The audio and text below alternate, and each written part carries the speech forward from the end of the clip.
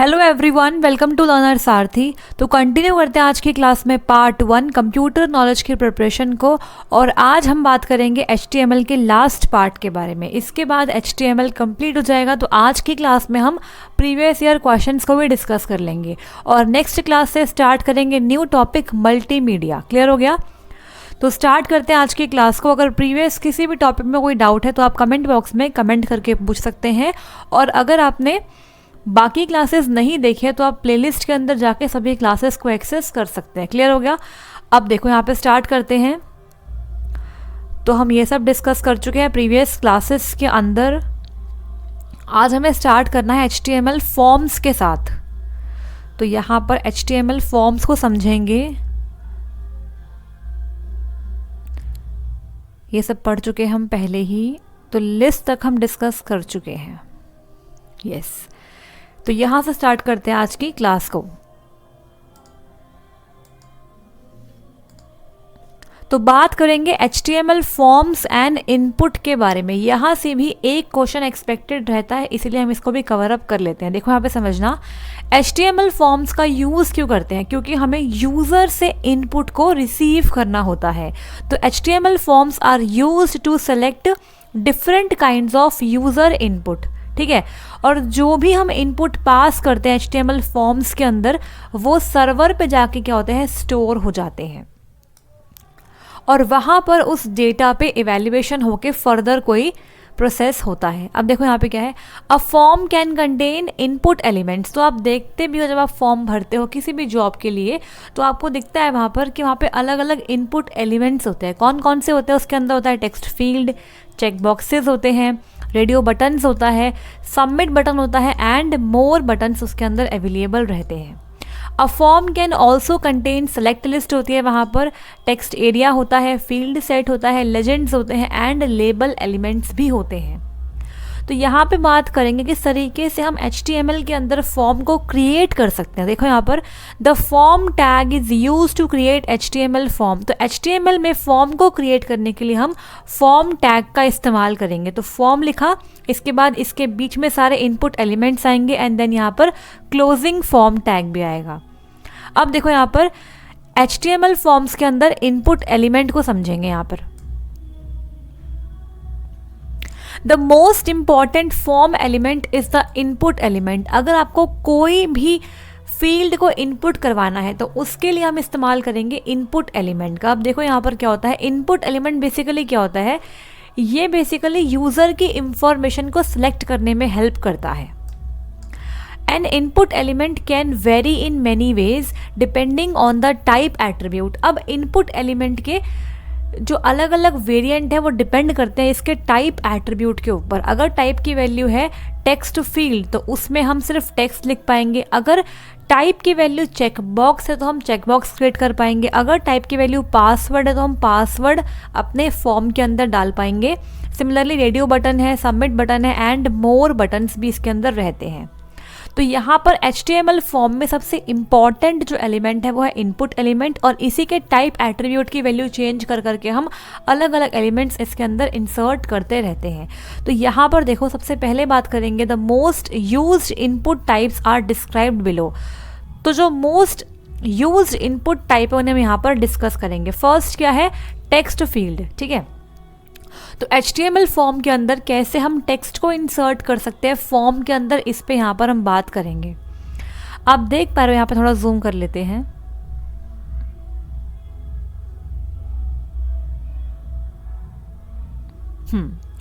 Input type is equal to text. यहाँ पे देख पा रहे हो, यहाँ पे हमने टेक्स्ट लिखा है किसके लिए, टेक्स्ट फील्ड को इंसर्ट करने के लिए। तो इस टेक्स्ट का मतलब क्या है कि इससे क्या हो जाएगा, it defines a one line input field that a user can insert text into. ठीक है, तो यहाँ पर इस टेक्स्ट वैल्यू को रखने से क्या हो गया कि यूजर सिर्फ एक लाइन का इनपुट यहाँ पर इंसर्ट कर सकता है। तो यहाँ पे समझो, form first name input type is equal to text, name is equal to first name, BR for break line, last name input type is equal to text, name is equal to last name, और form को यहाँ पर बंद कर दिया।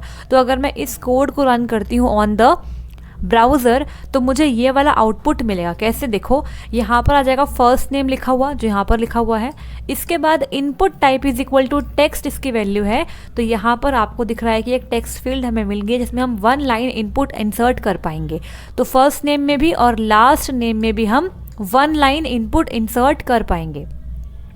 अब देखो, the form itself is not visible, also note that the default width of a text field is 20 characters. तो यहाँ पे आपको एक बात नोट करनी है, जो टेक्स्ट फील्ड होती है इसकी जो डिफॉल्ट विथ होती है वो होती है 20 कैरेक्टर्स। हम इसे चेंज भी कर सकते हैं। तो अगर आपसे पूछते हैं कि अगर इनपुट टाइप की वैल्यू टेक्स्ट है, मतलब अगर आपको टेक्स्ट फील्ड इंसर्ट करना है फॉर्म के अंदर, तो उसकी बाय डिफ़ॉल्ट विथ कितनी होती है, तो कितनी होती है 20 कैरेक्टर्स आप इसके अंदर डाल सकते हैं। अब देखो यहाँ पर नेक्स्ट इनपुट टाइप क्या है, पासवर्ड फील्ड। तो अगर हमें अपने HTML फॉर्म के अंदर पासवर्ड फील्ड इंसर्ट करनी है तो कैसे करेंगे, सिंपली आपको input type is equal to password लिखना है और इस तरीके से हम पासवर्ड फील्ड को इंसर्ट कर पाएंगे। आप देख पा रहे हो यहाँ पर, देखो ऐसे है ये इनपुट और यहाँ पर सब कुछ डिपेंड करता है टाइप एट्रीब्यूट की वैल्यू पे। तो अगर टाइप एट्रीब्यूट की वैल्यू क्या है, पासवर्ड है, तो हम पासवर्ड फील्ड को अपने फॉर्म में इंसर्ट कर पाएंगे इस तरीके से। और यहाँ पे देखो इस तरीके से है, मतलब ये जो आपका इनपुट एलिमेंट है ये क्या है, आपका एम्प्टी एलिमेंट कहलाता है। इसका क्लोजिंग ऐसे नहीं होता है, तो आपको ये भी याद करना है, ठीक है। इस तरीके से ये नहीं होता है। क्लियर हो गया। देखो अगर हमें पासवर्ड इंसर्ट करना है, सिंपली आप कर दीजिए फॉर्म टैग स्टार्ट किया, password colon input type is equal to password, name is equal to, यहाँ पे हम कुछ भी नेम लिख सकते हैं, यहाँ पे हम लिखा है PWD, इसे बंद किया, फॉर्म को बंद किया और यहाँ पर इस तरीके से पासवर्ड के बाद यहाँ पर आपको पासवर्ड के लिए एक स्पेस मिल गया, जिसके अंदर जो पासवर्ड जो आप डालोगे वो ऐसे स्टार स्टार मतलब एस्ट्रिक्ट मार्क के फॉर्म में आपको दिखाई देगा। यहाँ पर लिखा भी हुआ है the characters in a password field are masked shown as asterisks और सर्कल्स। तो या तो ऐसे आएगा या फिर इस तरीके से ऐसे आपको दिखाई देगा पासवर्ड, मतलब यहाँ पर जो आप डालेंगे वो विजिबल नहीं होगा। नेक्स्ट यहाँ पर है इनपुट टाइप क्या है, रेडियो बटन्स। अगर हमें रेडियो बटन्स डालने हैं तो कैसे कर सकते हैं। अब रेडियो बटन के साथ एक खास बात होती है, वो क्या, देखो रेडियो बटन का मतलब ये होता है कि अगर आपने जो ऑप्शंस डाले, जो चॉइस आपने डाली उसमें से सिर्फ अगर आपको एक ही चॉइस चूज़ करनी है तो उस केस में हम रेडियो बटन का ही यूज़ कर पाएंगे। मान लो अगर आपने 3 से 4 चॉइस दी है, आप चाहते हैं कि यूज़र सिर्फ एक बारी में एक ही चॉइस को चूज़ कर पाए, तो उस केस में आप रेडियो बटन अपने फॉर्म के अंदर बना सकते हैं। तो उसका सिंटेक्स क्या है, सिंपली आपको इनपुट लिखना है, type is equal to double quotes के अंदर रेडियो लिख देना है, तो हमारा जो रेडियो बटन है वो डिफाइन हो जाएगा। तो यहाँ पे एग्जांपल देखो क्या है, फॉर्म टैग है, input type is equal to radio, name is equal to क्या है, सेक्स है, एक बार इसकी वैल्यू क्या है, मेल है, और यहाँ पे लिखा हुआ है male, BR for break line, input type is equal to radio, name is equal to sex मतलब जो आपका जेंडर है, value is equal to female है और यहाँ पर फीमेल। तो आप देख पा रहे हो यहाँ पर हमने बंद किया फॉर्म टैग को, कि जब इसे रन करेंगे ब्राउज़र के ऊपर तो इस तरीके से यहाँ पर आपको 2 मिल गए रेडियो बटन्स, और इनके नाम क्या है, एक का नाम मेल है, एक का नाम फीमेल है। यहाँ पर नाम क्या है, मेल है और फीमेल है। तो एक बात बताओ, जब भी आप फॉर्म में जेंडर या फिर सेक्स भरते हैं तो एक बारे में आप सिर्फ एक ही ऑप्शंस को चूज़ कर पाते हो। क्यों? क्योंकि वहाँ पर रेडियो बटन का यूज़ किया जाता है। जो भी यूज़र फॉर्म फिल करेगा या तो वो मेल होगा या फीमेल या फिर वो कोई ट्रांसजेंडर होगा, है ना, तो वो एक बारी में सिर्फ एक ही ऑप्शन को चूज़ कर पाएगा, तो इसलिए हम वहाँ पर रेडियो बटन्स का यूज़ करते हैं। तो फॉर्म्स को बनाने के लिए हम इन सभी इंपॉर्टेंट इनपुट टाइप्स का यूज़ करते हैं। आगे भी है, देखो यहाँ पर नेक्स्ट यहाँ पर है चेक बॉक्सेस। तो मैं यहाँ पर मोस्ट इंपॉर्टेंट इनपुट टाइप आपके साथ डिस्कस करते हुए चल रही हूँ, ठीक है। अब यहाँ पर चेक बॉक्स और रेडियो बटन में फ़र्क क्या है? फ़र्क ये है कि यहाँ पर भी आप ऑप्शंस देते हो, चॉइसेस देते हो, लेकिन यहाँ पर एक ऑप्शन के साथ साथ आप दूसरे ऑप्शन को भी सिलेक्ट कर पाओगे। यहाँ पे लिखा हुआ है check boxes let a user to select 1 और more options of a limited number of choices. जितने भी आपको चॉइसेस दी हुई हैं उसमें से आप एक या एक से ज़्यादा ऑप्शंस को सेलेक्ट कर सकते हैं। किसमें? चेक बॉक्सेस के अंदर, ठीक है। तो अगर हमें चेकबॉक्स को डिफाइन करना है, सिंपली आप क्या करेंगे, input type is equal to double quotes के अंदर चेकबॉक्स कर देंगे, यहाँ इसे बंद कर देंगे। इस तरीके से हम चेकबॉक्स को इंसर्ट कर पाएंगे अपने फॉर्म के अंदर, ठीक है। अब देखो यहाँ पर एग्जाम्पल है, फॉर्म टैग को स्टार्ट किया, input type is equal to double quotes के अंदर चेकबॉक्स लिखेंगे आप बस, और कुछ भी यहाँ पे नहीं आएगा। Name is equal to vehicle, value is equal to bike, और यहाँ पे आई हैव अ बाइक, ये हमारा क्या है, टेक्स्ट हो गया। यहाँ पर बी आर ब्रेक लाइन के लिए, इसके बाद input type is equal to checkbox, name is equal to vehicle आप डाल सकते हैं। तो नेम क्या होगा, सेम ही होगा, क्योंकि ये एक ही टाइप के क्या है, ऑप्शन है सारे। इसके बाद वैल्यू इज इक्वल टू, यहाँ पे हमने कार कर दिया, और यहाँ पे लिखा है आई हैव अ कार। तो आप देखते हो जब भी आपके फॉर्म के अंदर मान लो अगर कोई ऑप्शन है हॉबीज़ के लिए, तो वहाँ पर आप एक से ज़्यादा हॉबीज़ को सिलेक्ट कर सकते हो। यहाँ पर मान लो आपके सामने चेक बॉक्स है ये पूछने के लिए कि आपके पास कौन सा व्हीकल है, तो ऑप्शंस में है आई हैव अ बाइक या फिर आई हैव अ कार। अगर आपके पास दोनों है तो आप दोनों पे टिक कर पाएंगे, इस तरीके से यहाँ पे टिक आ जाएगा, ठीक है। तो यहाँ पर हम मल्टीपल ऑप्शंस को एक साथ सिलेक्ट कर सकते हैं, यही डिफरेंस है रेडियो बटन और चेक बॉक्स के अंदर। ये बहुत इंपॉर्टेंट डिफरेंस है, इसे स्टार मार्क करके नोट कर लेना। क्लियर हो गया। अब देखो यहाँ पर क्या है, सबमिट बटन। यहाँ पे आप देखते हैं कि फॉर्म को एंड में सबमिट करने के लिए इस तरीके से आपको सबमिट बटन दिखाई देता है। तो बेसिकली ये क्या होता है, सबमिट बटन का मेन काम ये होता है कि जो भी इंफॉर्मेशन यूज़र ने फिल करी है फॉर्म के अंदर, उस डेटा को सेंड कर दे सर्वर पे, ठीक है। The data is send to the page specified in the form's action attribute. अब कौन से पेज पे ये जाएगा, तो जो हमने फॉर्म को स्टार्ट करते वक्त, जब हम यहाँ पर फॉर्म स्टार्ट करते हैं तो इसके साथ और भी एट्रीब्यूट्स आते हैं। देखो कौन कौन से एट्रीब्यूट्स आते हैं यहाँ पर। Form name is equal to input, यहाँ पर नेम आप कुछ भी डाल सकते हैं। इसके बाद action is equal to HTML form action dot ASP, method is equal to get. अब देखो यहाँ पर क्या है, जो भी हम एक्शन एट्रीब्यूट के अंदर लिखते हैं ना, उसी पेज पर हमारा डेटा सेंड हो जाता है। तो यहाँ पर डॉट ASP क्या होता है, एक्टिव सर्वर पेजेस, ठीक है। तो ये आपकी एक स्क्रिप्टिंग लैंग्वेज है, कौन सी, server scripting language, server side scripting language. तो इस पर्टिकुलर पेज के ऊपर हमारा जो डेटा है वो सेंड हो जाएगा, बिकॉज एक्शन एट्रीब्यूट के अंदर इस वाले पेज का लिंक गिवन है। The file defined in the action attribute usually does something with the received input. तो जो भी यूज़र ने इनपुट किया वो सब इनपुट जो डेटा है वो इस वाले पेज पर चला जाएगा। क्लियर हो गया। अब देखो यहाँ पर मेथड है गेट। मेथड दो होते हैं, गेट होता है और पोस्ट मेथड होता है।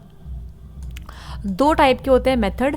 तो गेट मेथड का हम इस्तेमाल करते हैं जब हमें बहुत कम डेटा सेंड करना होता है, और पोस्ट मेथड का इस्तेमाल करते हैं जब हमें बहुत लार्ज डेटा सेंड करना होता है। अब यहाँ पर एग्जांपल है, user name input type is equal to text, name is equal to user, input type is equal to submit कर देंगे तो हम सबमिट बटन को डिफाइन कर पाएंगे, और वैल्यू में हम सबमिट लिख सकते हैं। तो यहाँ पे इस तरीके से यहाँ पे सबमिट आ जाएगा। अब देखो यहाँ पर क्या है, if you type some characters in the text field above and click the submit button, the browser will send your input to a page called this. तो जैसे हम पूरा फॉर्म भरने के बाद सबमिट बटन पे क्लिक करते हैं तो क्या होता है कि जो भी हमने डेटा इनपुट किया है वो सब जाता है इस वाले पेज पे। अब यहाँ मैंने सभी इंपॉर्टेंट HTML के टैग्स को, जो फॉर्म टैग्स है, उन्हें यहाँ पर लिस्ट आउट कर दिया है। तो पहला क्या है हमारा फॉर्म टैग, ये HTML में फॉर्म को डिफाइन करने के लिए यूज़ किया जाता है। नेक्स्ट क्या है, input defines N input control. इसके बाद टेक्स्ट एरिया। अभी तक हमने सिर्फ टेक्स्ट की बात करी थी, यहाँ पर देखो हमने सिर्फ टेक्स्ट की बात करी थी इस तरीके से, टेक्स्ट फील्ड में हमने टेक्स्ट की बात करी थी, लेकिन हम input type is equal to text area भी तो कर सकते हैं अगर हमें यहाँ पे इस एरिया में कुछ फिल करना है। आप देखते हो कई बार फॉर्म में इस तरीके से आपको एरिया मिलता है लिखने के लिए, जिसमें आप मल्टीपल लाइंस के अंदर टेक्स्ट इनपुट कर पाएंगे। अगर मैं input type is equal to text करती हूँ तो उस केस में मैं सिर्फ 1 लाइन का इनपुट डाल पाऊंगी, लेकिन अगर मैं ऐसे करती हूँ इनपुट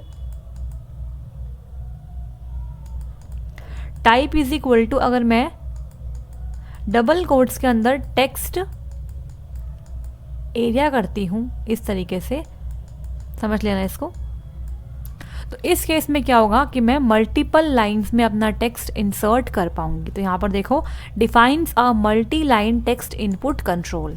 इसके बाद नेक्स्ट यहाँ पर है लेबल। तो लेबल का यूज़ करके हम इनपुट एलिमेंट को लेबल प्रोवाइड करते हैं। इसके बाद है field set defines a border around the element in a form. अगर हमें एलिमेंट्स को बॉर्डर प्रोवाइड करना है तो उसके लिए हम फील्ड सेट का इस्तेमाल करते हैं। यहाँ पर है लेजेंड, अगर हमें कैप्शन प्रोवाइड करना है फील्ड सेट एलिमेंट को तो इसके लिए हम यूज़ करते हैं लेजेंड का। अब देखो यहाँ पर डिसएडवांटेजेस है फ्रेम्स को यूज़ करने की भी, तो यहाँ पर समझते हैं कौन कौन सी फ्रेम्स की डिसएडवांटेजेस रहती हैं। फर्स्ट क्या है, देखो frames are not expected to be supported in future versions of HTML। तो जो अब फ्यूचर वर्जन्स हैं HTML के, मतलब HTML5 की अगर बात करूँ तो उसमें HTML फ्रेम सपोर्टेड नहीं है, ठीक है। तो ये इसकी डिसएडवांटेज हो गई। इसके बाद फ्रेम्स को यूज़ करना डिफ़िकल्ट है बिकॉज एक एंटायर HTML डॉक्यूमेंट को अलग अलग HTML डॉक्यूमेंट के साथ एक ही ब्राउज़र विंडो में दिखाना क्या होता है, मुश्किल हो जाता है। तो इसके लिए हमें क्या करना पड़ता है, जो साइड में बार्स होते हैं मतलब जो कर्सर्स होते हैं उनका इस्तेमाल करना पड़ता है, ठीक है। इस तरीके से जो आ रहा है ना ये वाला, ये इसका इस्तेमाल करना पड़ता है। इसके बाद यहाँ पर क्या, the web developer must keep track of more HTML documents. तो जो डेवलप कर रहा है उसको एक से ज़्यादा HTML डॉक्यूमेंट का ट्रैक रखना पड़ता है। तो यहाँ पर डिफ़िकल्टी हो जाती है, मतलब जो कॉम्प्लेक्सिटी है वो भी इंक्रीज़ हो जाती है। अब यहाँ पर क्या है, the HTML frame set element भी है। इसका मतलब क्या समझो, the frame set element hold one और मोर फ्रेम एलिमेंट। तो एक या एक से ज़्यादा फ्रेम एलिमेंट को होल्ड करने के लिए इस्तेमाल करते हैं फ्रेम सेट एलिमेंट का। Each frame element can hold a separate document. तो बेसिकली फ्रेम सेट जो एलिमेंट है उसमें हम बताते हैं कि हमें कितने रोज़ और कॉलम चाहिए, ठीक है।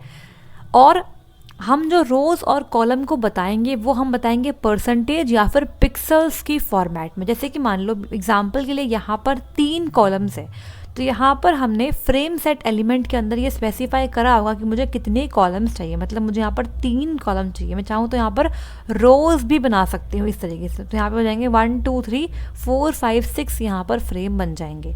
तो एग्जाम्पल देखते हैं नीचे, देखो यहाँ पहले समझ लेते हैं द HTML फ्रेम एलिमेंट। देखो the frame tag defines one particular window या फिर frame with in a frame set. तो फ्रेम सेट एलिमेंट के अंदर हम क्या करते हैं, बताते हैं कि हमें कितने रोज और कॉलम चाहिए इन परसेंटेज या फिर पिक्सल्स, और फ्रेम टैग का इस्तेमाल करके हम इंडिविजुअल फ्रेम्स को बना पाएंगे।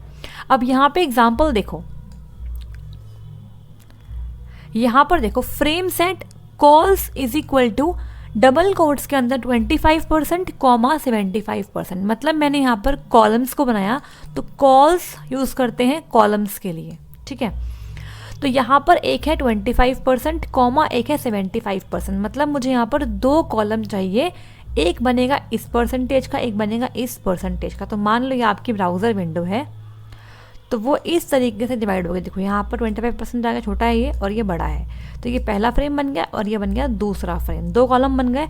अब जो आपका फ्रेम टैग है इसका इस्तेमाल करके मैं इसके अंदर HTML डॉक्यूमेंट डालूंगी, कौन सा इसके अंदर दिखाई देने वाला है। तो देखो यहाँ पर frame src source is equal to double quotes के अंदर फ्रेम _a.htm। तो यहाँ पर जो ये वाली फाइल है ये वाली यहाँ पर ओपन हो जाएगी और फ्रेम src फ्रेम _b.htm के यहाँ पर ओपन हो जाएगी। तो इस तरीके से ओपन हो जाएगी, ठीक है। अब देखो यहाँ पे लिखा हुआ है the first column is set to 25% of the width of the browser window. तो ब्राउजर विंडो की 25% विथ लेगा फ्रेम नंबर 1 और जो फ्रेम नंबर 2 है वो 75% विथ ले लेगा।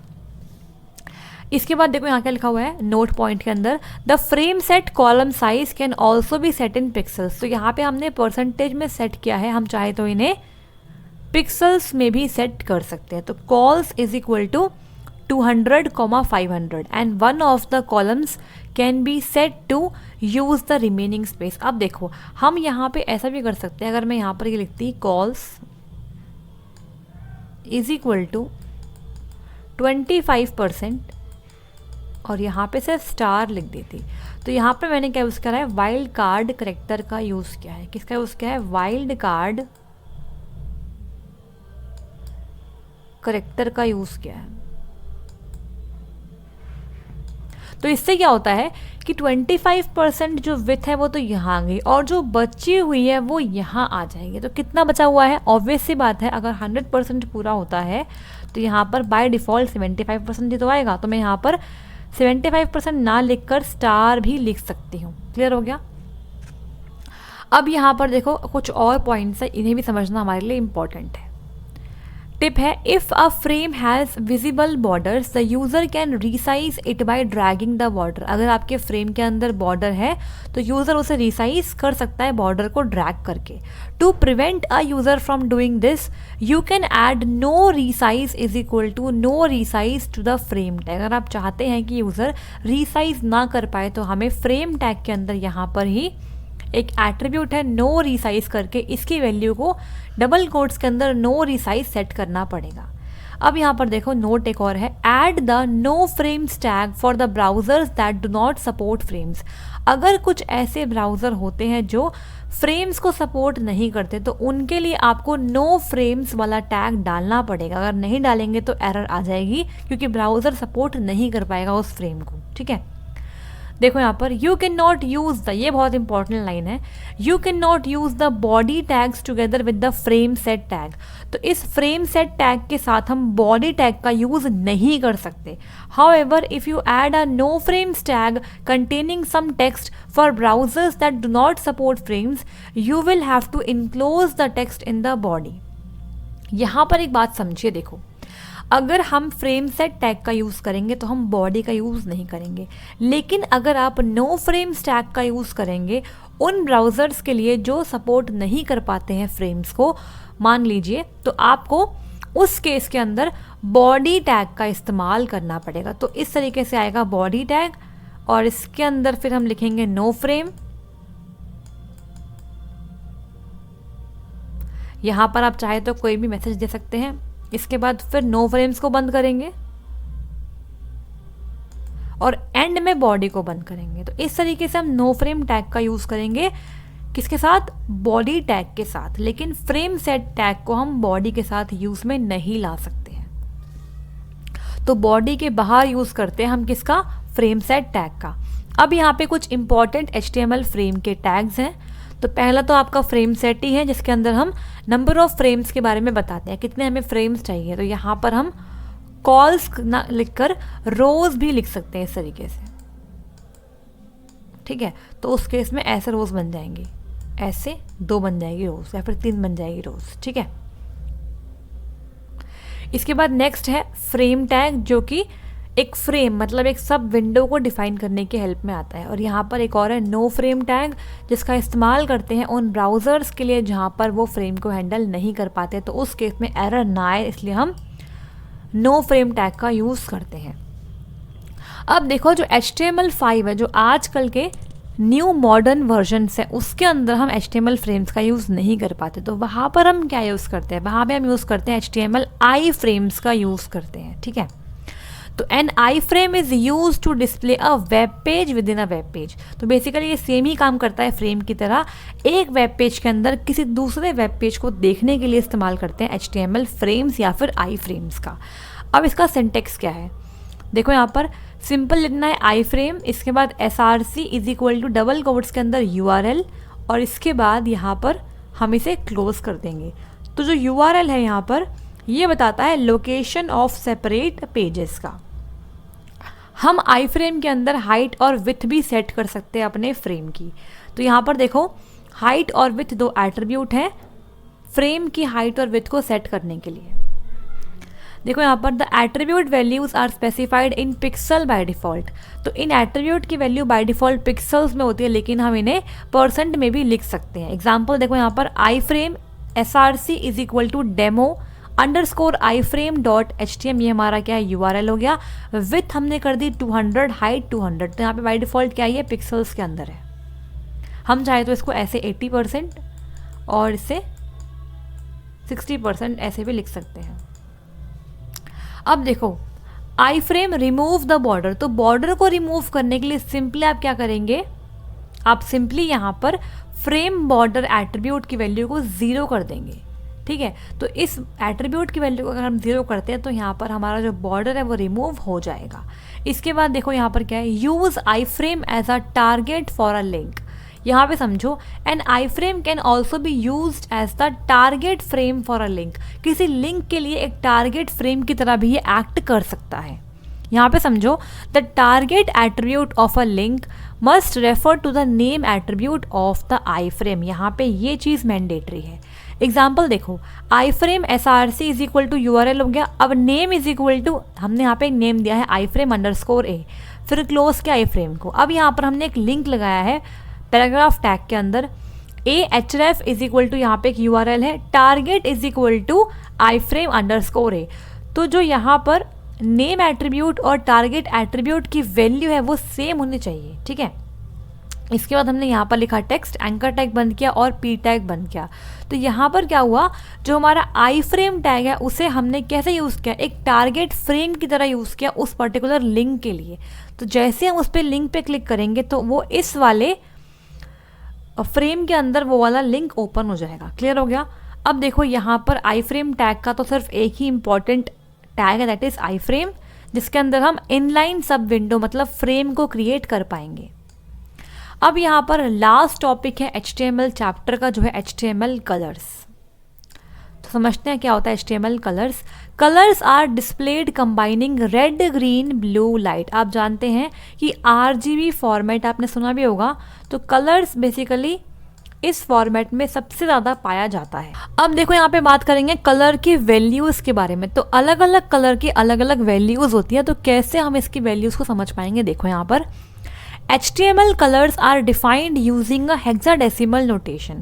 तो RGB कलर वैल्यूज़ को शो करने के लिए हम हेक्साडेसिमल नोटेशन का यूज़ करते हैं, जिससे हम अलग अलग कलर को वैल्यू प्रोवाइड कर पाते हैं। अब देखो यहाँ पर क्या है, the lowest value that can be given to one of the light sources is 0। तो हेक्साडेसिमल नोटेशन के अंदर जो लोएस्ट वैल्यू किसी को मिलती है वो क्या होती है 0, और हाईएस्ट वैल्यू होती है 255, जिसे हम क्या बोलते हैं हेक्साडेसिमल के अंदर से बोलते हैं FF और इसे बोलते हैं 00। यहाँ देखो, hex values are specified as 3 pairs of 2 digit number starting with a hash sign. ये बहुत इंपॉर्टेंट लाइन है। अगर हमें कलर्स को हेक्स नोटेशन के अंदर रिप्रेजेंट करना है तो उस केस में हम अलग अलग कलर मतलब RGB के लिए हर एक कलर के लिए 2 डिजिट का नंबर यूज करेंगे और स्टार्ट करेंगे इसे हैश साइन के साथ। अब देखो बात करते हैं कलर वैल्यूज के बारे में। तो यहाँ पर कुछ इंपॉर्टेंट कलर की वैल्यूज गिवन है, लेकिन एग्जामिनेशन के लिए आपको सिर्फ 2 कलर वैल्यू को याद करना है, और वो कौन कौन सी है। पहली है ब्लैक कलर की वैल्यू आपको याद करनी है, और दूसरी याद करनी है आपको वाइट कलर की वैल्यू, ठीक है। और बोथ फॉर्मेट में RGB में भी और हेक्स नोटेशन में भी।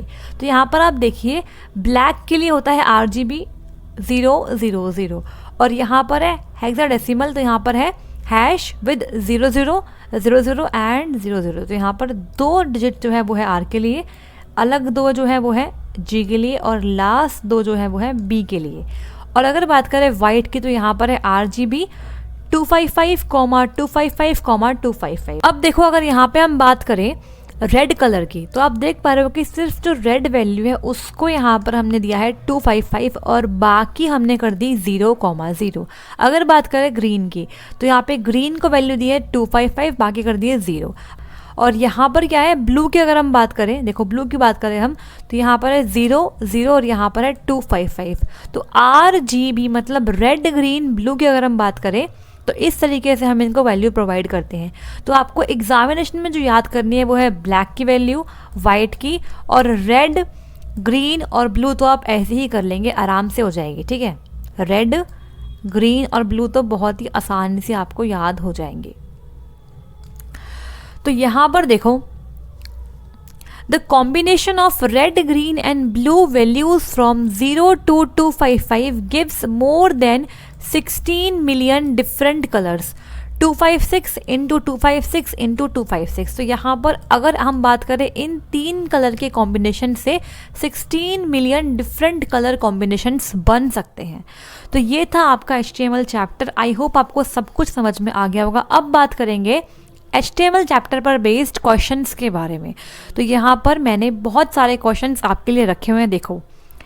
तो पहले हम बात करेंगे प्रीवियस ईयर में आए हुए क्वेश्चंस के बारे में। तो आप देख पाएंगे कि जो हमने डिस्कस किया है वहीं से क्वेश्चंस पूछे गए हैं, और एक पेपर में कम से कम 4 से 5 क्वेश्चन HTML से आए हुए हैं प्रीवियस पेपर के अंदर। तो ये बहुत इंपॉर्टेंट आपके लिए चैप्टर है। अगर आपने नहीं पढ़ा है तो स्टार्टिंग से पार्ट 1, पार्ट 2 और आज का पार्ट देखकर इसे कंप्लीट कर लीजिए। देखो यहाँ पर बात करते हैं फर्स्ट क्वेश्चन की।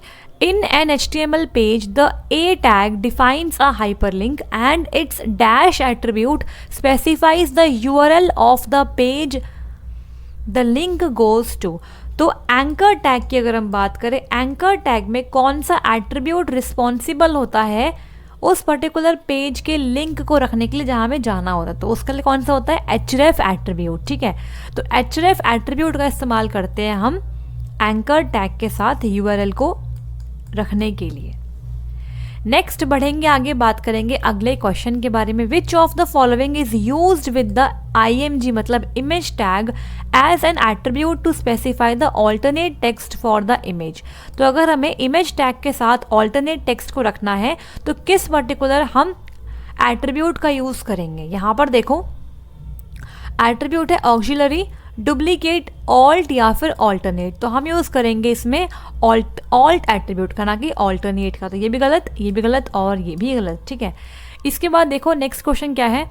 The dash element is the root element of the HTML page. HTML page का रूट एलिमेंट क्या होता है, कहाँ से स्टार्ट करते हैं HTML डॉक्यूमेंट को, तो करते हैं HTML टैग के साथ। ठीक है, तो यहाँ पर ये इसका है रूट एलिमेंट। तो आप देख पा रहे हैं कि सभी क्वेश्चन हमने पढ़े हुए हैं पहले से ही। अब यहाँ पर नेक्स्ट क्वेश्चन है, in an HTML page the IMG tag is use to embed the image. तो IMG मतलब इमेज टैग का यूज करके हम इमेज को HTML डॉक्यूमेंट में एम्बेड कर पाते हैं। And its dash attribute specifies the path of the image to displayed.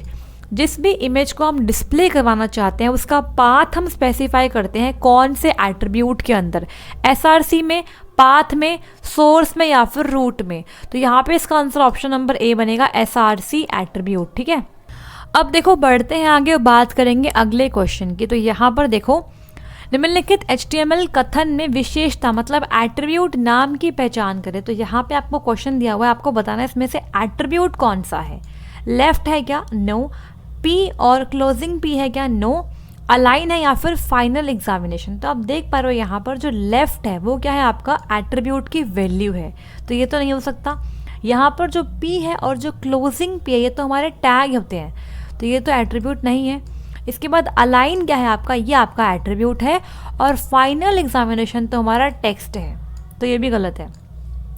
अब यहाँ पर अलाइन एट्रीब्यूट का मतलब क्या है, ये हमारे पैराग्राफ मतलब P टैग का मतलब क्या है, पैराग्राफ को अलाइनमेंट प्रोवाइड करता है। तो यहाँ पर अगर मैं करती हूँ राइट इसकी वैल्यू, तो ये राइट साइड अलाइनमेंट हो जाएगी।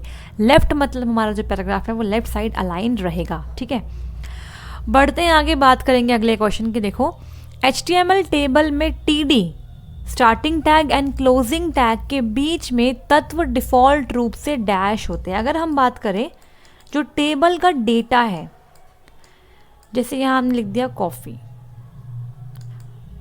तो ये डेटा किस तरीके से HTML डॉक्यूमेंट पे दिखाई देगा ब्राउज़र पे, तो ये होगा आपका कैसा, लेफ्ट अलाइंड। ठीक है, कैसा होगा, लेफ्ट अलाइंड।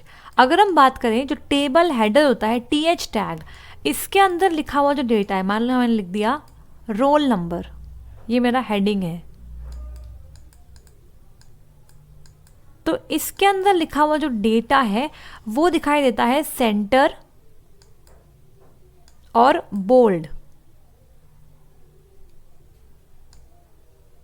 ठीक है, सेंटर अलाइंड और बोल्ड।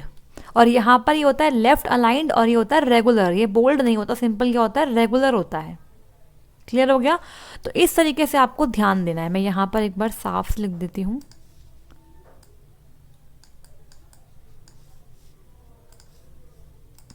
ये होता है सेंटर अलाइंड और ये होता है बोल्ड। ठीक है, अब देखो यहाँ पे नेक्स्ट क्वेश्चन क्या है, which among the following tags must be the first tag of any HTML document. किसी भी HTML डॉक्यूमेंट का फर्स्ट टैग क्या होता है, div होता है क्या, नो, हेड होता है, no, body, no, HTML, yes. Option number D बिल्कुल यहाँ पर ठीक है। नेक्स्ट बढ़ते हैं आगे और बात करेंगे यहाँ पे अगले क्वेश्चन के बारे में। तो ये जो क्वेश्चन है ये मैंने आपके लिए खुद से बनाए हैं, तो ये क्वेश्चन भी आपके लिए काफ़ी इंपॉर्टेंट होने वाले हैं। डिस्कस करते हैं यहाँ पर, और यहाँ पे कुछ क्वेश्चन आपको होमवर्क में दूंगी जो आपको खुद से करने हैं। देखो यहाँ पर फर्स्ट क्वेश्चन है, HTML is the standard dash language for creating web pages. तो HTML एक स्टैंडर्ड कैसी लैंग्वेज है, स्क्रिप्टिंग लैंग्वेज है, प्रोग्रामिंग लैंग्वेज है, स्टाइलिंग या फिर मार्कअप लैंग्वेज। तो HTML कैसी है, एक स्टैंडर्ड मार्कअप लैंग्वेज है जिसे हम यूज़ करते हैं वेब पेज क्रिएट करने के लिए। अब यहाँ पर एक पॉइंट और नोट कर लो कि HTML का यूज़ करके हम सिर्फ और सिर्फ स्टैटिक वेब पेज को ही क्रिएट कर पाएंगे, डायनेमिक वेब पेज को हम क्रिएट नहीं कर पाएंगे। अब स्टैटिक का मतलब क्या होता है कि जो डेटा इन वेब पेज पे रहेगा ये हमेशा सेम रहेगा, टाइम के साथ चेंज नहीं होगा। लेकिन अगर बात करें डायनेमिक वेब पेज की, तो वहाँ पर क्या होता है कि डेटा टाइम के साथ साथ अपडेट होता रहता है। तो डायनेमिक वेब पेज के लिए हम जावास्क्रिप्ट, CSS और HTML को कंबाइन यूज़ करके डायनेमिक वेब पेज बना सकते हैं। अब देखो अगर हम बात करें CSS को, समझते हैं यहाँ पर। CSS stands for cascading style sheets.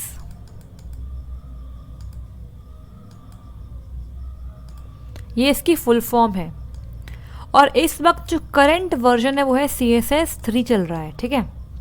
अब इसका मतलब क्या है, क्या इसका यूसेज है, तो कास्केडिंग, CAS आएगा। कास्केडिंग स्टाइल शीट्स का इस्तेमाल करके हम बेसिकली क्या करते हैं, जो HTML डॉक्यूमेंट है उसको स्टाइल प्रोवाइड करते हैं, ठीक है। तो HTML में स्टाइलिंग होती है बट एक लिमिटेड लेवल तक होती है। इसको इन्हांस करने के लिए हम CSS का इस्तेमाल करते हैं, जिसमें हम यूज़ करते हैं स्टाइल टैग का। तो इतना आपके लिए इंपॉर्टेंट है, इसको भी आप स्टार मार्क कर लीजिए। नेक्स्ट यहाँ पे क्वेश्चन है, विच टैग और एलिमेंट डिफाइंस अ पैराग्राफ। तो पैराग्राफ के लिए हम किस टैग का यूज़ करते हैं, P tag, pre tag, panel या फिर नन ऑफ द अबव। तो बहुत ही आसान सा क्वेश्चन, ऑप्शन नंबर ए बिल्कुल ठीक हो जाएगा।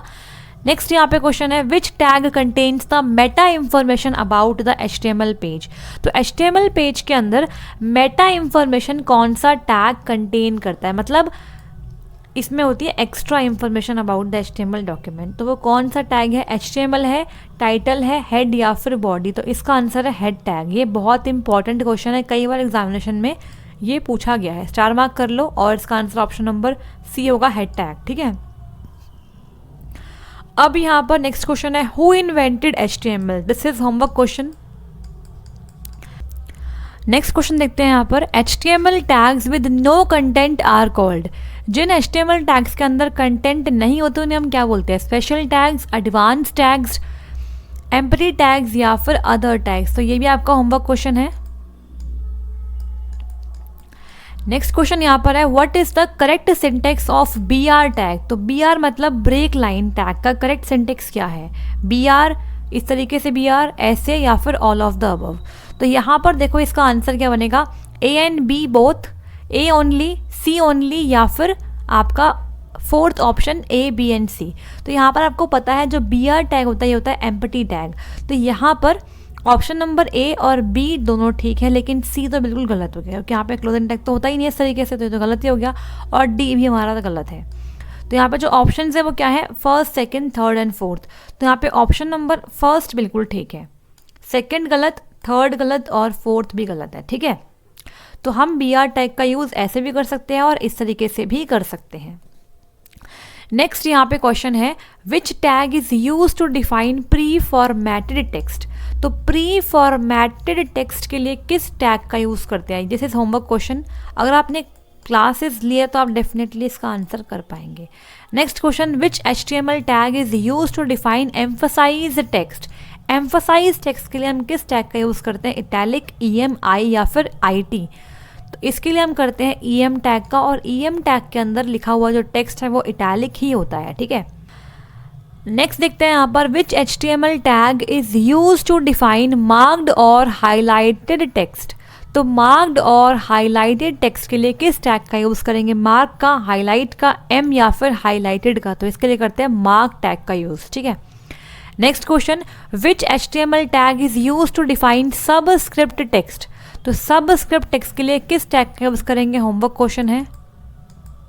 अब देखो यहाँ पर next question, which is the correct syntax for A tag मतलब एंकर टैग? तो option number A, B, C या फिर डी? तो यहाँ पर ऑप्शन नंबर सी बिल्कुल ठीक है। A, href is equal to URL link text and इसके बाद एंकर टैग को क्लोज कर दिया गया, ठीक है। तो ये बिल्कुल ठीक आपका सिंटेक्स है। तो यहाँ पर एट्रीब्यूट SRC नहीं आता, इसके अंदर लिंक भी नहीं आता और SRC लिंक भी नहीं आता। Next question, which dash attribute specifies where to open the link document? Link document कहाँ ओपन करना है, कौन सा एट्रीब्यूट बताएगा? होमवर्क क्वेश्चन है। नेक्स्ट क्वेश्चन यहाँ पर है, देखो, each table cell is defined by dash tag. Table के अंदर सेल को डिफाइन करने के लिए यूज करते हैं TD टैग का। टेबल सेल बोलो या फिर टेबल डेटा भी इसे हम बोल सकते हैं। Next, which tag specifies the inline frame? तो इनलाइन फ्रेम के लिए यूज करते हैं आई फ्रेम टैग का। Next question, which tag is use to define list item?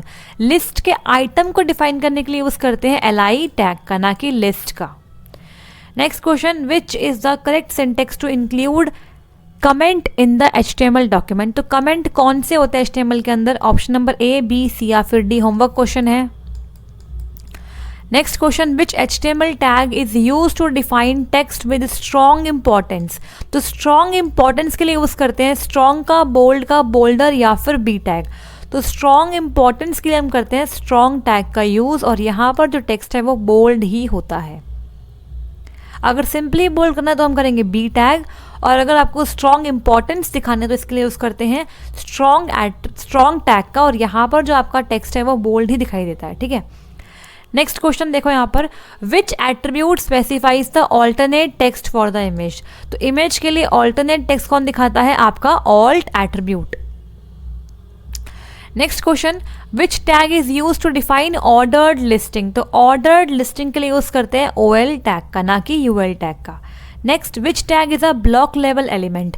तो ये क्वेश्चन भी इंपॉर्टेंट है, स्टार मार्क कर लो। ब्लॉक लेवल एलिमेंट आपका होता है div एलिमेंट, ठीक है, div tag. Next question, which tag is use to display a single line text input field? Homework question है, single line text input field किस में आता है? Next question, which tag is use to display checkbox? Homework question है, checkbox के लिए कौन सा करेक्ट टैग यहाँ पर यूज किया जाएगा? इसके बाद यहाँ पर नेक्स्ट क्वेश्चन है, which tag is use to define unordered listing? के लिए करते हैं UL टैग का use. Each table row is defined by dash tag, तो टेबल रो के लिए यूज करते हैं TR टैग का। लास्ट क्वेश्चन आज की क्लास का, what is the correct syntax of image tag? Image SRC is equal to URL, image SRC is equal to URL, alt is equal to alternate text, या फिर image SRC is equal to URL, alt is equal to alternate text, और इस तरीके से बंद किया है। तो यहाँ पे ऑप्शन नंबर सी बिल्कुल ठीक है, बिकॉज जो इमेज टैग है आपका होता है एम्पटी टैग। तो यहाँ पर सी बिल्कुल ठीक है, बी और आपका ए गलत हो जाएंगे, ठीक है। यहाँ पे ऐसे ये बंद नहीं है। आप चाहो तो ऑल्ट एट्रीब्यूट लिखो या फिर ना लिखो, फर्स्ट में ठीक होता, लेकिन यहाँ पर आपने इस तरीके से बंद नहीं किया, इसलिए गलत हुए हैं। तो यहाँ पर ऑप्शन नंबर सी बिल्कुल ठीक है। तो यहाँ पर हमने कंप्लीट कर लिया HTML चैप्टर को along with previous year questions and कुछ अलग से क्वेश्चन हमने डिस्कस करे हैं। अगर क्लास अच्छी लगी है तो सभी के सभी क्लास को जाओ, पहले लाइक करके आओ और उसके बाद सभी शेयर भी कर दीजिए अपने सभी फ्रेंड्स के साथ, और सब्सक्राइब कर लीजिए लर्नर सारथी चैनल को। जो लोग पूछते हैं कि मैम एडमिट कार्ड कब आएगा, तो 1 वीक के अंदर आपका एडमिट कार्ड एक्सपेक्टेड है, जल्दी आ जाएगा। अपनी तैयारी कर लीजिए और अच्छी तरीके से, ताकि आपको एग्ज़ाम में कोई दिक्कत ना आए, ठीक है। तो मिलेंगे नेक्स्ट क्लास में और स्टार्ट करेंगे मल्टीमीडिया। मल्टीमीडिया में 1 से 2 क्लास में कवर अप करवा देंगे। इसके बाद 1 क्लास में कर लेंगे नेटवर्किंग, साथ में कुछ DBMS के कंसेप्ट पढ़ लेंगे और फिर स्टार्ट कर देंगे माइक्रोसॉफ्ट ऑफिस। और हाँ, पाइथन के रिगार्डिंग जो डाउट है आपके मन के अंदर कि पाइथन पढ़ना है या फिर नहीं पढ़ना, अगर बात करूँ सितंबर 2021 की, तो जो पेपर हुआ था असिस्टेंट अकाउंटेंट का, उसके अंदर C प्रोग्रामिंग आई थी, लेकिन क्योंकि अब R5 सिलेबस है O लेवल का, तो उसके अंदर पाइथन है। तो हम पाइथन को भी डिस्कस करेंगे। मैं एक क्लास पाइथन के लिए ज़रूर से लेके आऊँगी, जिसके अंदर मैं 1 घंटे की क्लास में आपको पाइथन के मोस्ट इम्पॉर्टेंट एक्सपेक्टेड क्वेश्चन करवा दूंगी और जो इम्पॉर्टेंट कंसेप्ट है वो भी करवा दूंगी। तो पाइथन भी हम पढ़ लेंगे ताकि एग्जामिनेशन में अगर आ जाए तो हमें दिक्कत ना आए। और अगर बात करें VB.NET की, तो वो आपके लिए इतना इम्पॉर्टेंट नहीं है, वो सिर्फ 1 क्वेश्चन आएगा या फिर 2 क्वेश्चन, तो इसे हम स्किप करेंगे। जो क्वेश्चन प्रीवियस आए हुए हैं उनको डिस्कस कर लेंगे, लेकिन इसे पढ़ने की ज़रूरत नहीं है, इस पर आपको टाइम इन्वेस्ट करने की ज़रूरत नहीं है, ठीक है। तो पाइथन को मैं डिस्कस करूंगी। आप कमेंट बॉक्स में बताइएगा कि पाइथन कब स्टार्ट करनी है, मल्टीमीडिया के बाद करनी है या फिर इससे पहले करनी है, ठीक है। तो मिलेंगे नेक्स्ट क्लास में। Thank you so much.